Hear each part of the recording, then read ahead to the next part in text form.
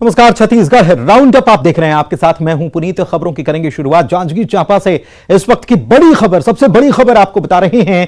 नेता प्रतिपक्ष नारायण चंदेल की मुश्किलें बढ़ गई हैं क्योंकि दुष्कर्म पीड़िता का बड़ा बयान सामने आया है कि परिवार वालों को डराने धमकाने का आरोप लगाया है। दुष्कर्म पीड़िता ने नेता प्रतिपक्ष के बेटे पर दुष्कर्म का आरोप लगा हुआ है। नाम है पलाश चंदेल, जिस पर दुष्कर्म का आरोप लगा है और एफआईआर दर्ज होने के बाद से पलाश चंदेल फरार चल रहा है। पलाश चंदेल की पुलिस तलाश भी कर रही है। लगातार कोतवाली पुलिस पलाश चंदेल को गिरफ्तार करने के लिए उसे खोज रही है, लेकिन वो भाग निकला है, फरार है।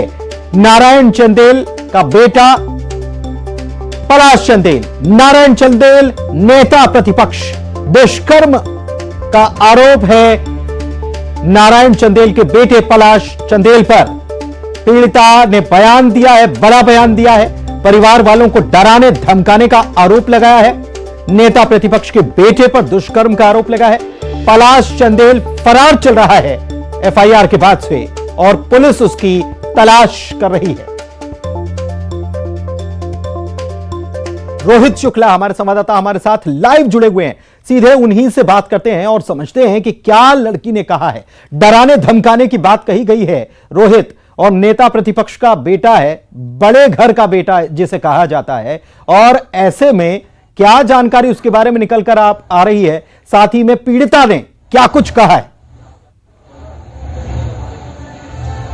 देखिए पुनीत, जिस तरीके से नेता प्रतिपक्ष के बेटे नारायण चंदेल पर दुष्कर्म का आरोप लगा था, उसके बाद 19 जनवरी को इस मामले की जो है महिला थाने रायपुर में एक शिकायत हुई थी और एफआईआर दर्ज हुआ था। उसके बाद से ही उनका बेटा पलाश चंदेल जो है फरार है। इस मामले में पुलिस लगातार जो है दबिश दे रही, कई ठिकानों पर जो है वो छापेमारी कार्रवाई भी कर रही है और तलाश भी किया जा रहा है। और इसमें सबसे बड़ी दिक्कतें अब बढ़ने लगी है क्योंकि अब जो दुष्कर्म पीड़िता थी वो सामने आ गई है और अब उसने आरोप लगाए हैं कि उनके परिवार वालों पर, उनके परिजनों पर जो है दबाव बनाया जा रहा है, डराया धमकाया जा रहा है, मामले को वापस लेने की जो है धमकी दी जा रही है उनको, चूंकि वो एक शासकीय सेवक है और ऐसे में उन्हें अपने ड्यूटी में जाने में भी दिक्कत हो रही है, जान का खतरा बना हुआ है। तो ये एक बड़ा गंभीर मसला है। और अब आज जिस तरीके से दुष्कर्म पीड़िता स्वयं सामने आई है और मीडिया के सामने जब आज उसने ये बात कही, तो निश्चित तौर पर जिस तरीके से पलाश चंदेल फरार है,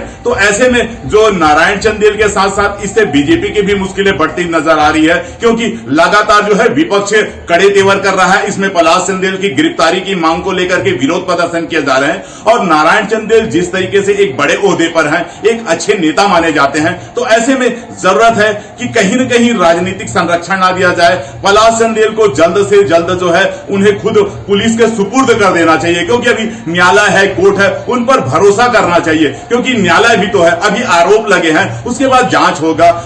आज नहीं तो कल उन्हें गिरफ्तारी देनी पड़ेगी क्योंकि दुष्कर्म का मामला है और एक बड़ा गंभीर मामला है। और अब जिस तरीके से पीड़िता के द्वारा ये कहा जा रहा है कि परिवार वालों को डराया धमका जा रहा है, सर्विस के लिए वो जा नहीं पा रही है, तो एक बड़ी जो समस्या है और एक बड़ी मुसीबत जो है कहा जा सकता है नारायण चंदेल और बीजेपी के लिए। पीड़िता की सुरक्षा बहुत ज्यादा अहम हो जाती है इस सवाल उठाने और इस आरोप लगाने के बाद कि उनको जान का खतरा है।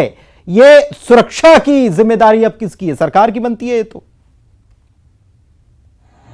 निश्चित तौर पर पुनीत, क्योंकि देखिए राजनीति से जुड़ा मसला है और हम शुरू दिन से ही इस बात को कह रहे हैं क्योंकि जब यहां एफआईआर नहीं हुआ था, पीड़िता को रायपुर जाना पड़ा था, महिला आयोग के दरवाजे खटखटाने पड़े थे, उसी से ही यह मामला काफी गंभीर हो गया था। अब हम शुरू दिन से यह कह रहे हैं कि पीड़िता के लिए भी एक मुसीबत बनी है। हालांकि पुलिस के लोग जो है वहां मुस्तैदी से ड्यूटी कर रहे हैं, सिविल ड्रेस में भी सुरक्षा कर्मी जो है वहां मौजूद है, महिला सुरक्षा कर्मी मौजूद है, लेकिन जिस तरीके से पीड़िता सामने आकर के बयान दे रही है मीडिया के सामने आने के बाद आज उसने अपना डर व्यक्त किया है, तो इससे पुलिस की चुनौती भी बढ़ रही है। पुलिस की चुनौती भी बढ़ गई है और कहीं ना कहीं पीड़िता जो है उसको लग रहा है कि इस मामले को रफा दफा तो नहीं कर दिया जाएगा क्योंकि राजनीतिक संरक्षण और राजनीतिक परिवार से आरोपी आता है, तो उसको डर लग रहा है। शायद इसी वजह से मीडिया के सामने एक रेप पीड़िता को आना पड़ा और उसने कहा है कि परिवार को डराने धमकाने की बात भी की जा रही। बहुत शुक्रिया रोहित आपका इस तमाम जानकारी के लिए। बढ़ते हैं आगे, एक और बड़ी खबर की बात रायपुर से से इंटरनेट पर अश्लील वीडियो अपलोड करने के मामले में 14 आरोपी गिरफ्तार किए गए हैं और इनमें से 2 नाबालिग भी हैं। चाइल्ड पोर्नोग्राफी से जुड़ा हुआ यह मामला है। अलग अलग थाना क्षेत्रों से इन लोगों की गिरफ्तारी की गई है। इनके पास से 14 मोबाइल, 14 सिम कार्ड भी बरामद किए गए। एएसपी अभिषेक माहेश्वरी ने पूरे मामले का खुलासा किया। आरोपियों के खिलाफ आईटी एक्ट और पॉक्सो एक्ट की धाराओं के तहत मामला दर्ज कर दिया गया है। रायपुर जिले को जो शिकायतें मिली थी उसमें 18 अलग अलग मामलों में जो एफआईआर दर्ज किया गया था, उसमें आज जो है 14 लोगों की गिरफ्तारी हुई है, जिसमें 12 पुरुष और 2 विधि से संघर्षरत बालक हैं।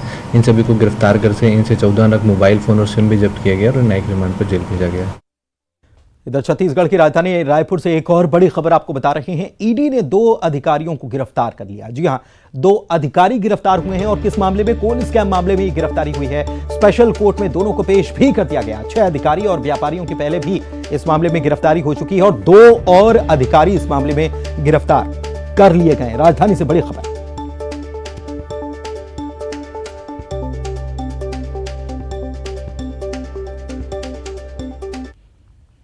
और रायपुर से एक और खबर है। राजधानी में नशेड़ी कपल का ड्रामा और हंगामा दोनों देखने को मिला है। रायपुर में पंडरी श्याम प्लाजा के पास ये पूरा हंगामा हुआ है। शराब के नशे में धुत थे और सरेआम हंगामा करते रहे, अश्लीलता फैलाते रहे। दोनों पर आरोप लगा है, अश्लील हरकत करने का आरोप लगा है। सरेआम अश्लील हरकत कर रहे थे। दुकानदारों ने पुलिस को खबर की, पुलिस मौके पर पहुंची, लेकिन पुलिस आरक्षक जो मौके पर पहुंचे उनके साथ भी ये बदसलूकी करने पर आमादा हो गए। पुलिस आरक्षक के साथ मारपीट करते हुए भी ये युवक नजर आ रहा है। सिविल लाइन थाना क्षेत्र का ये पूरा मामला है। हुआ क्या हो रहा है, ये तस्वीरें देखिए जरा और सुनिए भी।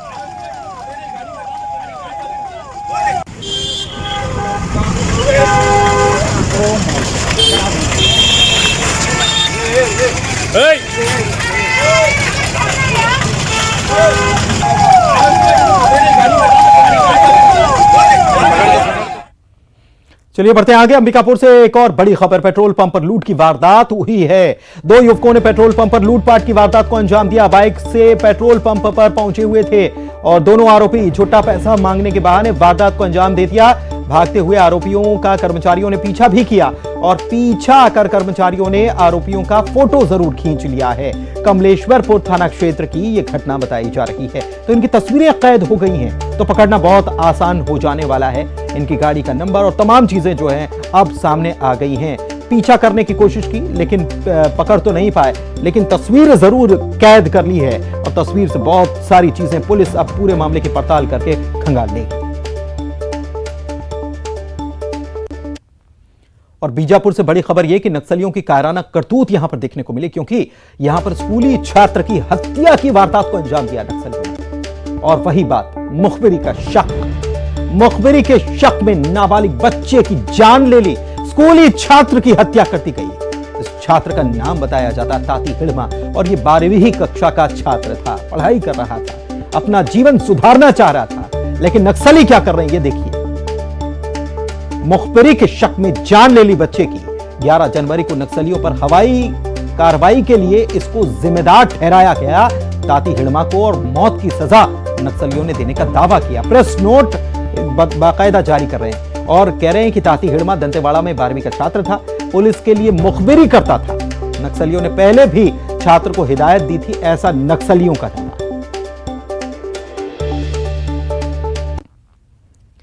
इधर भिलाई से खबर यह है कि नगर निगम ने कुर्की का वारंट जारी कर दिया है। भिलाई स्टील प्लांट प्रबंधन को यह वारंट जारी किया गया है। भिलाई निगम आयुक्त रोहित व्यास के निर्देश पर यह वारंट जारी हुआ है। प्लांट प्रबंधन की चल अचल संपत्ति कुर्क करने के ये आदेश हैं। ठोस अपशिष्ट प्रबंधन और नियमों के उल्लंघन के आरोप में यह कार्रवाई की बात कही गई।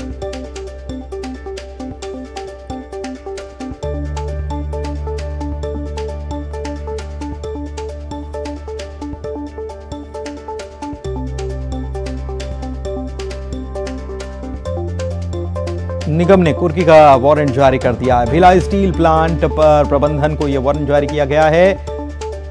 क्यों जारी किया गया है? क्योंकि ठोस अपशिष्ट प्रबंधन करने में नाकाम रहे और नियमों का उल्लंघन किया।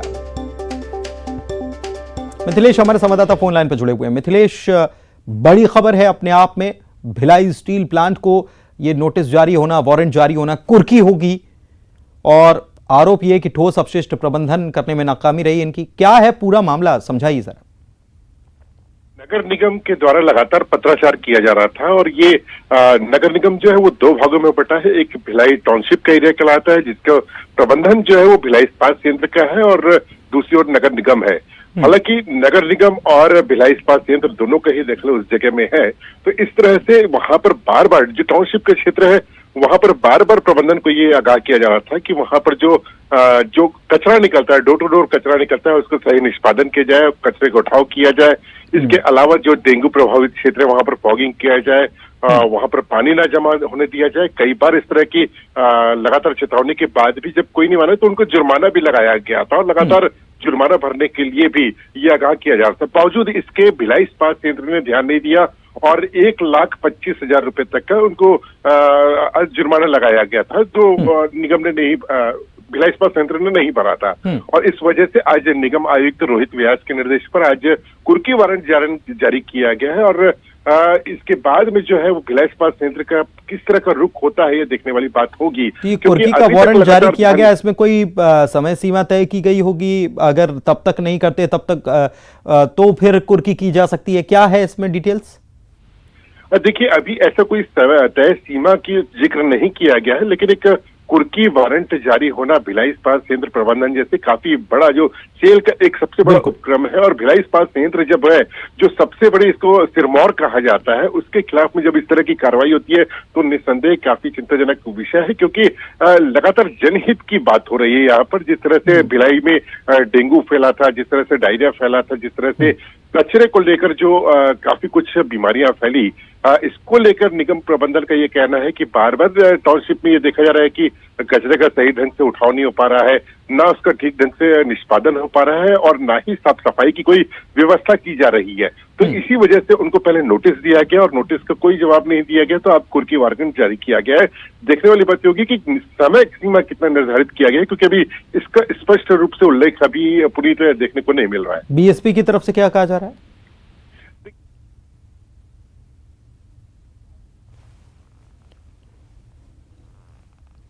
दुर्ग से बड़ी खबर, नशे के सौदागरों पर शिकंजा कसा गया। ब्राउन शुगर के साथ एक आरोपी गिरफ्तार हुआ है। मोहन नगर पुलिस ने यह कार्रवाई की।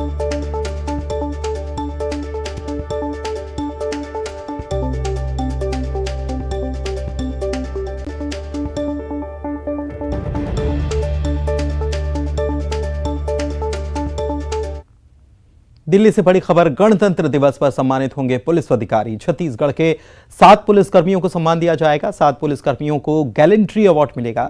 एक पुलिस अधिकारी को प्रेसिडेंट पुलिस मेडल दिया जाएगा और 10 पुलिसकर्मियों को मेडल फॉर मेरिटोरियस सर्विस दिया जाएगा। आईपीएस अजय कुमार यादव, बीएन मीणा, अभिषेक पल्लव इसमें सम्मानित किए जाएंगे।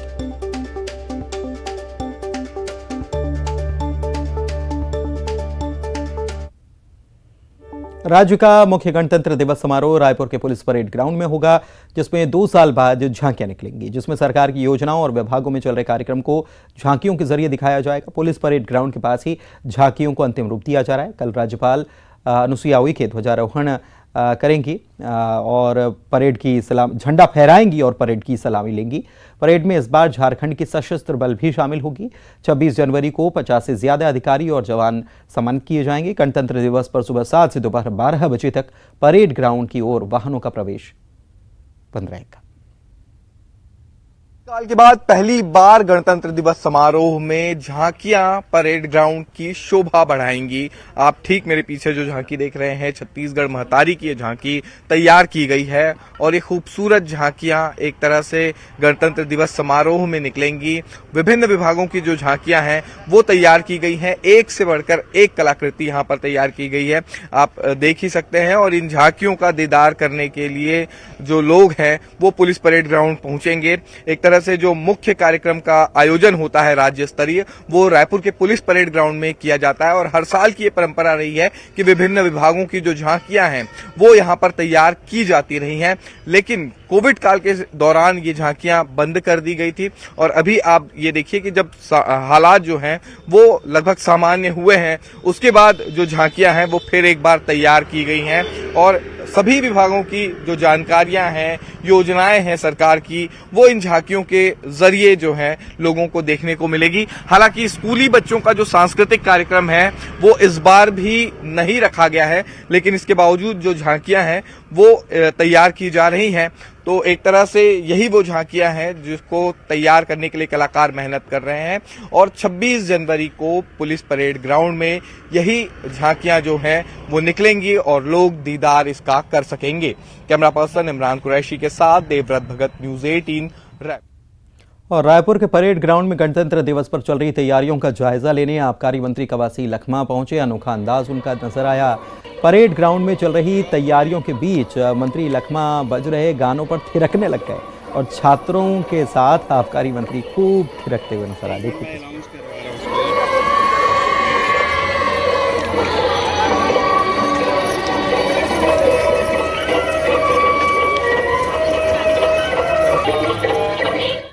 दुर्ग के पंडित रविशंकर स्टेडियम में गणतंत्र दिवस समारोह का मुख्य आयोजन होना है। इस बार समारोह में स्कूली बच्चे सांस्कृतिक प्रस्तुतियां देंगे, साथ ही आकर्षक झांकियां निकाली जाएंगी। गणतंत्र दिवस के कार्यक्रम में मुख्य अतिथि के रूप में प्रदेश के मंत्री रविंद्र चौबे पहुंचेंगे और ध्वजारोहण कर परेड की सलामी ली जाएगी।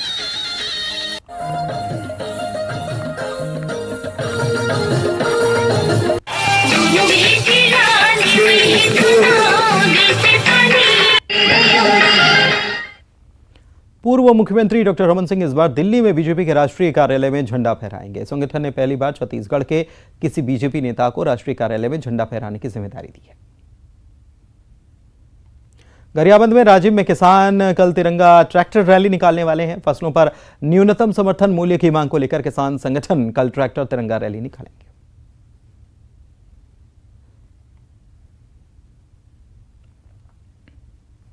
भोपाल से बड़ी खबर बता रहे हैं। प्रदेश में मौसम का मिजाज बदल गया है और कई संभागों में घना कोहरा छा गया है।